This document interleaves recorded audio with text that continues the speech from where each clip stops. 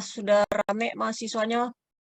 Pak, kalau bisa saya dijadiin host boleh nggak Pak ya? Biar saya bisa record di Boleh. laptop saya sendiri. Ya, Bagaimana tolong caranya Pak ya? dijadikan. Diklik aja Pak di nama saya di partisipan itu nanti pilih minta jadikan host atau co-host gitu Pak.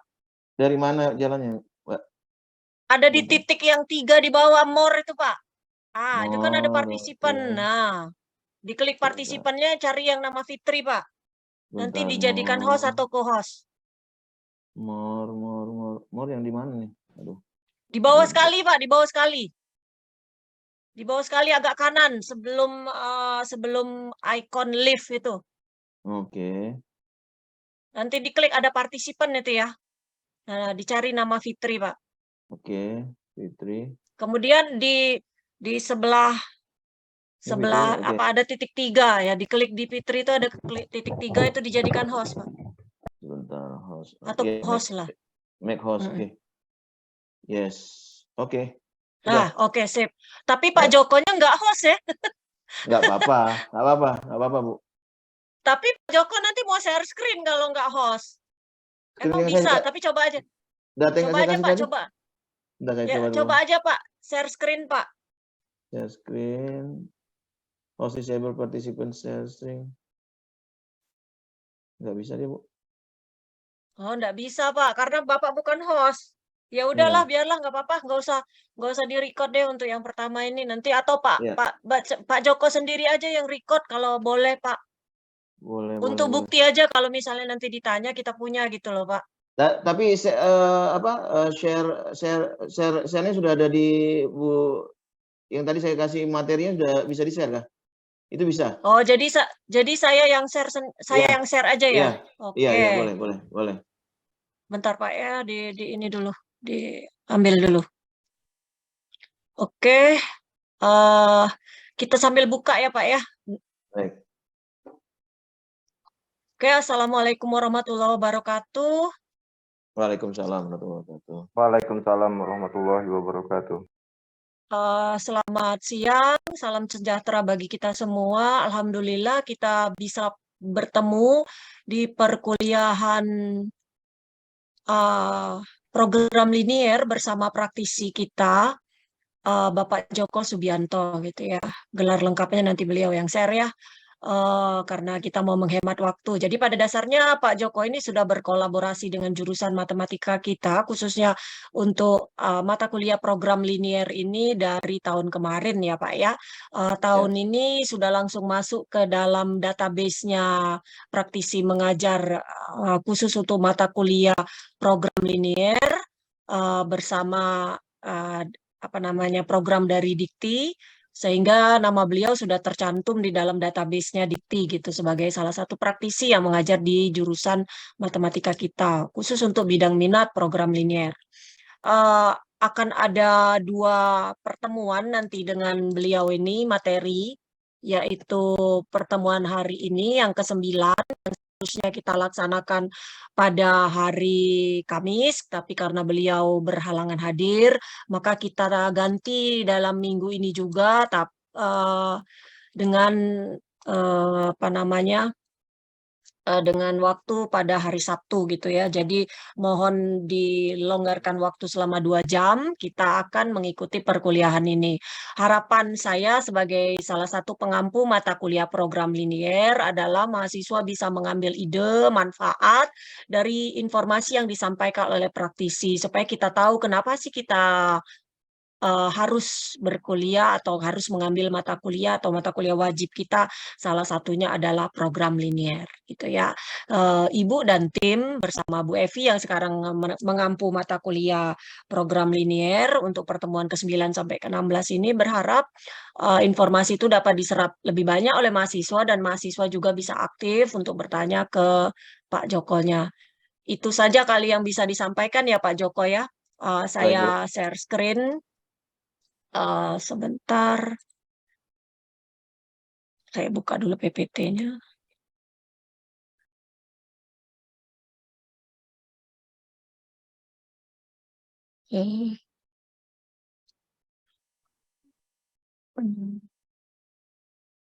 Saya record dulu ya Pak ya. Recording in progress. Oke, share screen. Ini. Ya, Pak ya. Baik. Oke, muncul ya Pak, udah ya? Sudah, Bu. Apa ini? Enable. Jangan itu ini. Enable aja ya. Oke. Iya. Silakan Pak. Baik, bisa didengar ya Bu Fitri dengan rekan-rekan sekalian? Iya, bisa didengar Pak. Baik, terima kasih. Assalamualaikum warahmatullahi wabarakatuh. Selamat Waalaikumsalam. sore. Sekarang di Balikpapan, Kalimantan Timur jam 2:30, mungkin di Palembang jam setengah 2. Masih siang kalau di Palembang Pak. Betul. Pertama-tama mungkin mari kita panjatkan puji syukur kita kehadirat Allah SWT, Tuhan Yang Maha Esa, karena hari ini kita masih diberi kesempatan untuk berkumpul, untuk menimba ilmu dengan waktu yang cukup pendek. Jadi mengorbankan waktu, harusnya nih teman-teman libur, ya kan. Saya juga mohon maaf kalau minta sama Bu Fitri untuk dipindahkan waktunya karena ada suatu lain hal yang nggak bisa saya lakukan. Pertama-tama terima kasih kembali kepada Bu Fitri dan teman-teman Unsri Sriwijaya Palembang yang sudah memberi kesempatan kepada saya untuk bergabung di dalam kegiatan praktisi dengan kolaborasi tenaga praktisi yang sudah menjadikan program kerjasama ini berjalan dengan baik. Sebelumnya sampai tahun lalu 2021 saya ingat betul saya masih mengisi untuk kuliah umum tapi belum masuk program praktisi. Tetapi kembali lagi saya akan menyampaikan bahwa untuk Unsri saya akan mencoba memberikan waktu saya untuk memberikan pengalaman-pengalaman yang selama ini saya jalanin sampai hari ini, apalagi berkaitan dengan kegiatan-kegiatan transportasi, tentunya nanti berkaitan dengan mata kuliah program linear. Nanti mungkin untuk kekhususan program linearnya nanti mungkin langsung dari dosen pengampu ya, dari Bu Fitri dan Bu Evi. Tapi saya akan mencoba mengkolaborasikan dengan kegiatan-kegiatan yang berkaitan dengan transportasi dan logistik yang ada di bisa kita sesuaikan dengan kegiatan yang ada di Unsri. Next Bu. Mungkin di dulu, stop dulu. Mungkin ini saya akan mencoba membuka brainstorming dulu tentang masalah transportasi, karena selama ini kan teman-teman tahu transportasi itu apa, tapi kita lihat dulu dari VT ini. Suaranya Bu.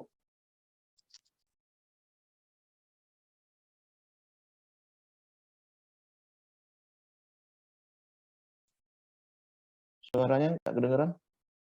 Di sana kedengeran?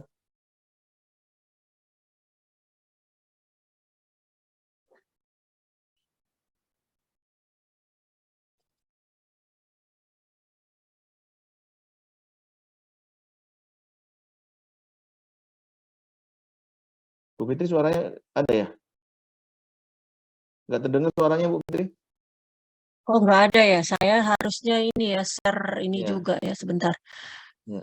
Saya pun lupa harus share. Oke sebentar.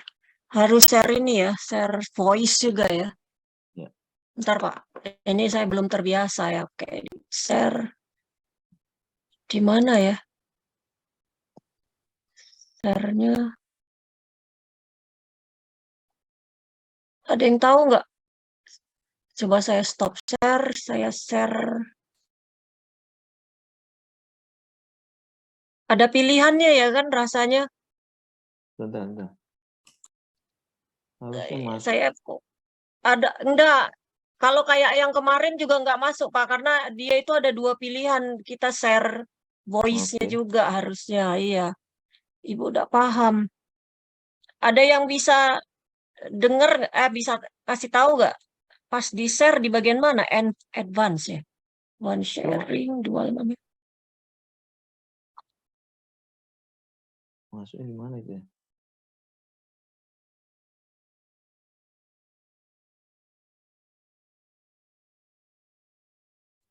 Share screen. Ini advance-nya. Komputer audionya.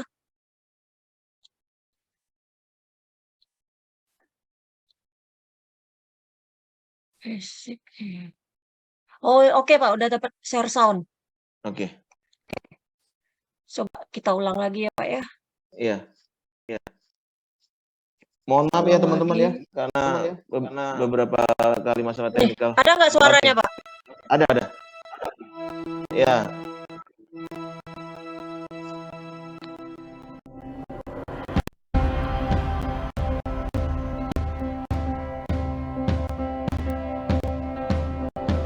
Seiring meningkatnya aktivitas ekonomi masyarakat, peran transportasi menjadi sangat vital dalam mendukung mobilisasi masyarakat. Terlebih bagi negara kepulauan seperti Indonesia yang memiliki lebih dari 13.000 pulau yang disatukan oleh lautan luas. Transportasi laut menjadi sarana konektivitas utama antar pulau di Nusantara, sekaligus sebagai urat nadi bagi perekonomian Indonesia. Untuk itu, Kementerian Perhubungan melalui Direktorat Jenderal Perhubungan Laut hadir sebagai institusi penyelenggara transportasi laut di Indonesia yang memiliki tugas untuk merumuskan Oh ya, Pause. dan melaksanakan kebijakan di bidang perhubungan laut guna menunjang pertumbuhan perekonomian Indonesia. Pelaksanaan kebijakan strategis transportasi laut mengacu pada Undang-Undang Nomor 17 Tahun 2008 tentang pelayaran yang terdiri dari 4 subsistem perhubungan laut yang menjadi ruang lingkup pekerjaan Direktorat Jenderal Perhubungan Laut, yaitu angkutan di perairan, kepelabuhanan, keselamatan dan keamanan pelayaran, serta perlindungan lingkungan maritim.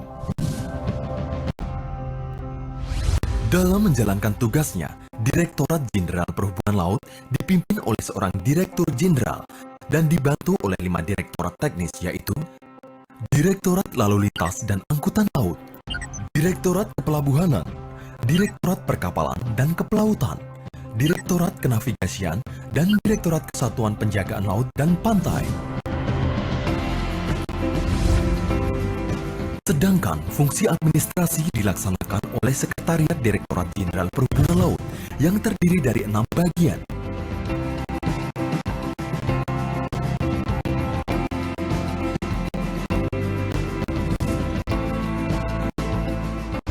Direktorat Jenderal Perhubungan Laut merupakan salah satu unit kerja yang memiliki jumlah pegawai terbesar di Kementerian Perhubungan dengan jumlah pegawai sebanyak 14.805 orang. Dengan wilayah kerja yang begitu luas, mulai dari perairan di Sabang hingga Merauke, dari Miangas hingga Pulau Rote, maka pelaksanaan kebijakan teknis operasional transportasi laut di daerah dilaksanakan oleh Unit Pelaksana Teknis atau UPT yang berjumlah 323 UPT yang terdiri dari 4 kantor kesyah bandaran utama yang bertugas melaksanakan pengawasan dan penegakan hukum di bidang keselamatan dan keamanan pelayaran, 4 kantor otoritas pelabuhan utama yang bertugas melaksanakan pengaturan dan pengawasan kegiatan kepelabuhanan pada pelabuhan yang diusahakan secara komersial, 96 kantor kesyah bandaran dan otoritas pelabuhan atau KSOP yang bertugas melaksanakan pengaturan dan pengawasan kegiatan kepelabuhanan, keselamatan dan keamanan pelayaran serta pelayanan jasa kepelabuhanan pada pelabuhan yang diusahakan secara komersial, 186 kantor unit penyelenggara pelabuhan atau UPP yang bertugas melaksanakan pengaturan dan pengawasan kegiatan kepelabuhanan, keselamatan dan keamanan pelayaran serta pelayanan jasa kepelabuhanan pada pelabuhan yang belum diusahakan secara komersial, 1 kantor pelabuhan Batam yang bertugas melaksanakan pemberian pelayanan jasa lalu lintas angkutan laut, kepelabuhanan, keamanan dan keselamatan pelayaran di wilayah Batam dan sekitarnya, 25 distrik navigasi yang bertugas menyelenggarakan kegiatan kenavigasian, 5 pangkalan penjagaan laut dan pantai yang bertugas melaksanakan kegiatan penjagaan, penyelamatan, pengamanan dan penerbitan serta penegakan peraturan di bidang pelayaran, 1 Balai Teknologi Keselamatan Pelayaran atau BTKP yang bertugas melaksanakan penilaian, pengujian, pembuatan alat-alat dan bahan-bahan keselamatan pelayaran, 1 Balai Kesehatan Kerja Pelayaran atau BKKP yang bertugas melaksanakan pengujian, penilaian dan pemeliharaan kesehatan bagi tenaga fungsional pelayaran,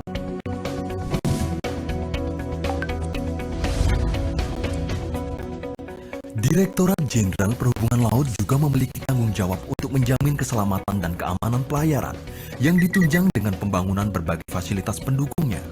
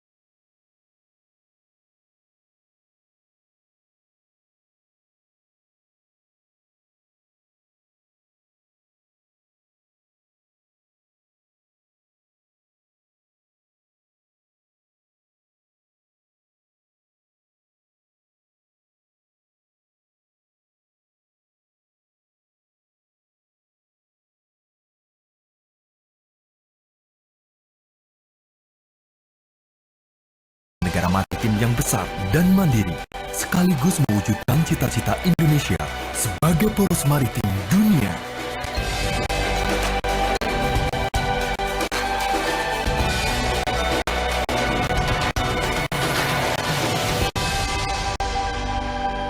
Direktorat Jenderal Perhubungan Laut, Kementerian Perhubungan.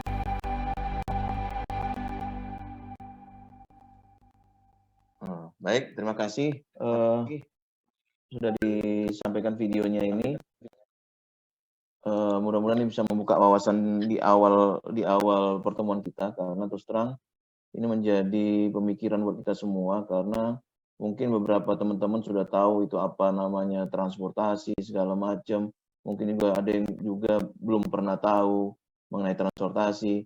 Nah, jadi berkaitan itu kami rasa ini penting sekali untuk kami sampaikan sesuai dengan apa yang diminta oleh Universitas Sriwijaya dalam rangka kerjasama dengan praktisi. Nah, ini berikut adalah, mungkin saya akan memperkenalkan diri dulu sebelum kita masuk ke materi. Kurikulum vitae saya bisa teman-teman lihat. Saya Joko Subianto, lengkapnya Joko Subianto, SSIT, MH, dan CML. Kemudian saya lahir besar di Pelaju, di Palembang.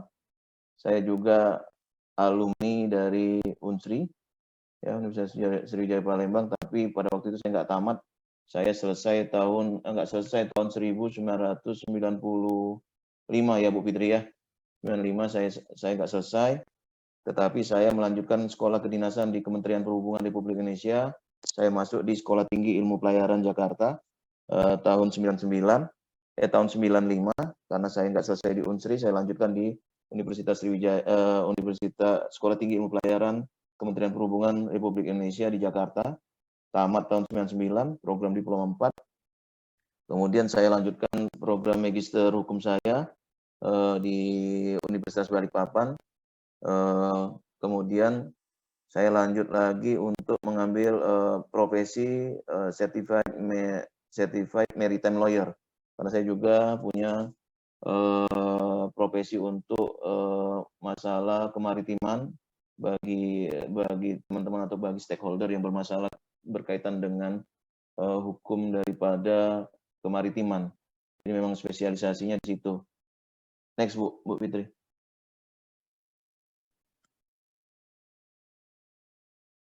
Next. Ya, riwayat pekerjaan saya bisa dilihat. Saya mulai bekerja tahun 97, sebelumnya Bu. 97 saya bekerja sampai dengan tahun 97 sampai dengan tahun 2019 saya masih bekerja sebelum saya memutuskan untuk membuka usaha sendiri. Kemudian tahun ini 2001 saya diberikan penugasan baru sebagai direksi perusahaan umum daerah Manuntung Sukses Balikpapan. Mempunyai pemilikannya adalah dari pemilikan pemerintah daerah Kota Balikpapan untuk membangun kegiatan kepelabuhanan di Balikpapan. Makanya dibentuk namanya Perumda Manuntung Sukses Balikpapan. Next one. Silakan next, Bu Fit. Ya, ini data sekarang. Saya sampai hari ini saya masih sebagai pemilik atau founder dari Fajar Group Balikpapan yang bergerak daripada kegiatan-kegiatan 4 bisnis unit yang ada kami kelola di Balikpapan. Pertama, bisnis transportasi melalui Fajar Samudra Utama, transportasi dan logistik di Fajar Samudra Logistik, kemudian kesehatan di bidang kesehatan dan klinik itu distributor obat, kemudian advertising percetakan itu masuk di wilayah bisnis kami di Fajar Group, yang semua ini menjadi satu di dalam Fajar Group yang bergerak membangun sampai hari ini untuk kepentingan masyarakat atau masyarakat Balikpapan, apalagi berkaitan dengan kegiatan transportasi yang ada di Balikpapan maupun secara nasional. Saya juga pernah mempunyai organisasi profesi maupun organisasi olahraga yang menurut saya sampai hari ini penting buat kita semua, termasuk adik-adik sekalian atau saudara-saudara sekalian, bahwa ini akan menunjang daripada diri kalian masing-masing setelah nanti pada saat bekerja ataupun nanti membuka usaha, tetap organisasi apapun yang ada harus kita bisa ikutin. Jadi jangan jangan alergi dengan organisasi, karena organisasi ini bisa membentuk kita mempunyai pengalaman-pengalaman baru sehingga bisa kita menata, memimpin daripada tugas kita maupun di usaha kita nanti. Nah, Pak Joko. Saya upgrade.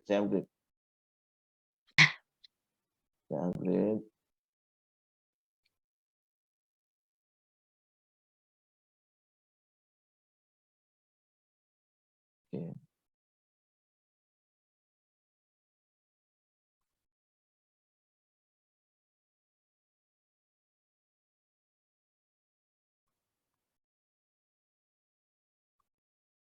Sama anak-anaknya.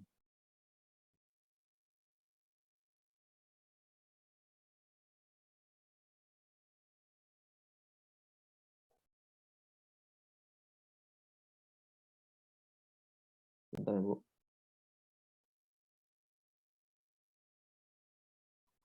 Oke. Lanjut, Bu.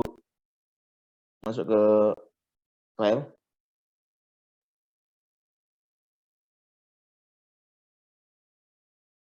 Oke. Next, Bu. Nah, mungkin teman-teman akan menanya apa definisi dari transportasi. Tadi yang saya ceritakan di awal bahwa teman-teman paham mengenai transportasi, Bu. Teman-teman tahu bahwa ada kapal, ada bus, ada kereta ataupun sepeda. Nah, semua itu sebenarnya dalam kategori definisi transportasi. Kalau kita bicara itu transportasi itu adalah secara alfiahnya adalah pemindahan manusia atau barang dari satu tempat ke tempat lain secara fisik dalam waktu yang tertentu dengan menggunakan atau digerakkan oleh manusia, hewan atau mesin. Kemudian transportasi berarti mengangkut, membawa sesuatu ke sebelah lain atau daerah dari satu ke tempat yang lain. Atau juga transportasi juga berarti sebagai usaha mengangkut atau membawa barang dan atau penumpang dari suatu tempat ke tempat lain. Apabila teman-teman melihat definisi ini, melihat orang memindahkan barang dari satu tempat ke tempat lain, yaitu sudah ada kategori transportasi. Ya, transportasi itu bisa luas. Ya, jadi apalagi kalau sudah mengangkut, menggerakkan, menggunakan atau digerakkan oleh manusia dan hewan atau mesin, itu sudah baik kategori transportasi.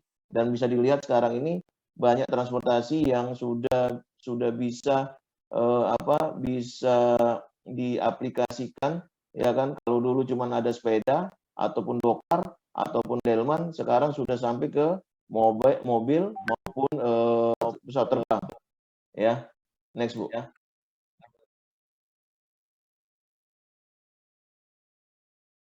Next.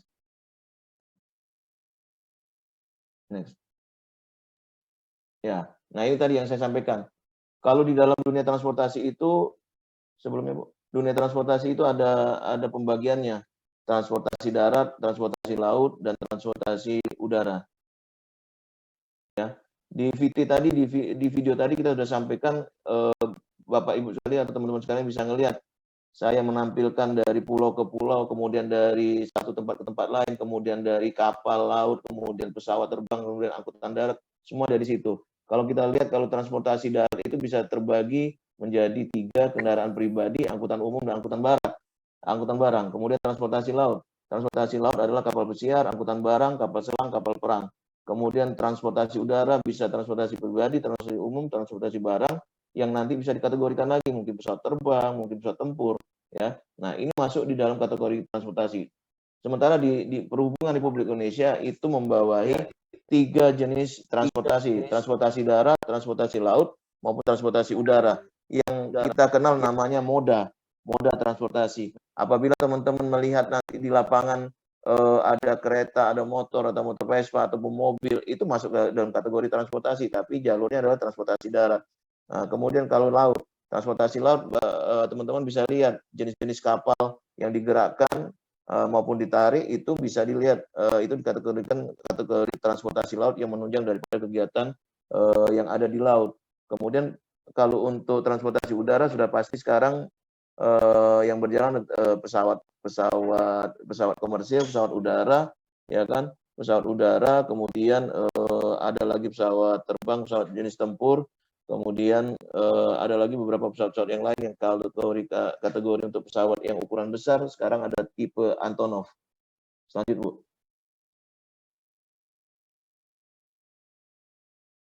Nah, sekarang masuk ke materi fungsi dan manfaat transportasi.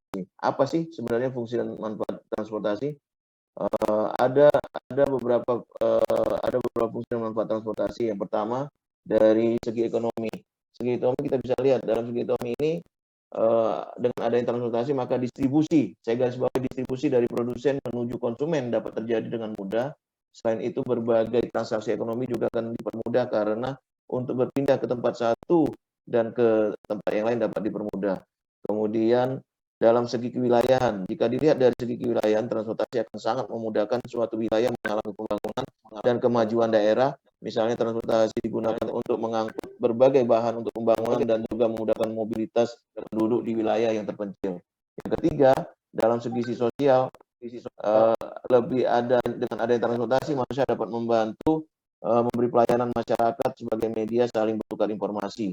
Dari sisi politis sudah pasti, sisi politis juga bisa sebagai kepala daerah dan kepala negara semakin akrab dan erat untuk bisa mengunjungi satu negara lain ke negara lain.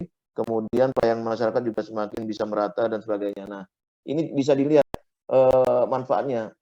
Kalau sekarang teman-teman bisa lihat seperti kami di Balikpapan, ini kan di Kalimantan Timur. Kalau tidak ada transportasi, mungkin kami susah untuk melakukan kegiatan ekonomis, kegiatan apapun untuk ke Jawa. Nah, tetapi sekarang sudah dimudahkan dengan berbagai macam transportasi yang sudah disiapkan. Jadi dari Balikpapan sekarang menuju Jakarta kita bisa tempuh 1 jam 55 menit. Artinya ada beberapa manfaat yang bisa kita manfaatkan dengan adanya transportasi dari sisi wilayah, ekonomi, sosial maupun sisi politis.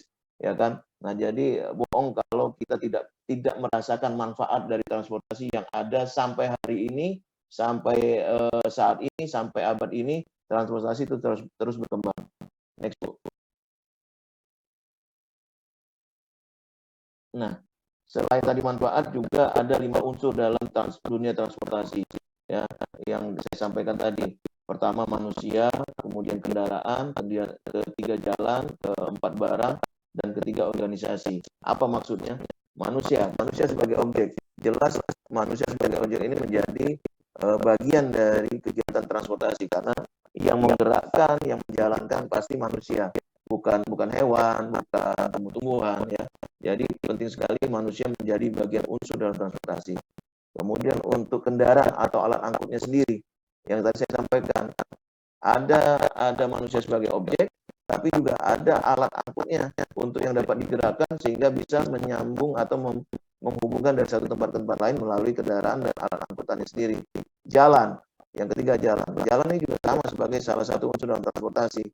Selama ini kalau di Kalimantan Timur khususnya untuk sarana dan sarprasnya untuk jalan masih dalam tahap pembangunan. Masih susah kami dari Kalimantan Timur ini menuju Kalimantan Barat maupun Kalimantan Tengah maupun Kalimantan Utara. Tetapi ini menjadi PR bagi pemerintah atau pemerintah pusat untuk mengembangkan sarana prasarana masalah jalan, karena ini berkaitan dengan transportasi. Kemudian barang pun juga adalah menjadikan objek angkutan. Ada manusia, ada kendaraan, ada jalan, tapi kalau tidak ada barang, ya tidak tahu mau mengangkut apa, ya kan? Karena barang ini penting dari bagian sisi ekonomi. Jadi memindahkan dari satu tempat ke tempat lain, barang ini harus diangkut menggunakan transportasi. Yang kelima atau terakhir ini adalah bagian organisasi. Siapa pengelolanya? Pengelola aktivitas ini tentunya ada regulator, ada operatornya, ya. Kalau regulator pasti adalah pemerintah daerah maupun pemerintah pusat, ya. Bu Fitri sebentar Bu, ini mau mati 1 menit, saya stop sebentar Bu ya. Bisa stop dulu sebentar Bu, saya update dulu. Nanti login lagi ya? Ya, saya login lagi, nggak apa-apa, saya login sebentar Bu, nanti login lagi. Kita semua, nanti linknya berubah, link yang tadi lah berarti ya? Link yang tadi Bu, yang tadi. Oke, nanti kita join lagi ya kalau ini sudah stop. Ya. Tapi sudah di-upgrade ya Pak ya? Sudah di-upgrade. Oke. Oke.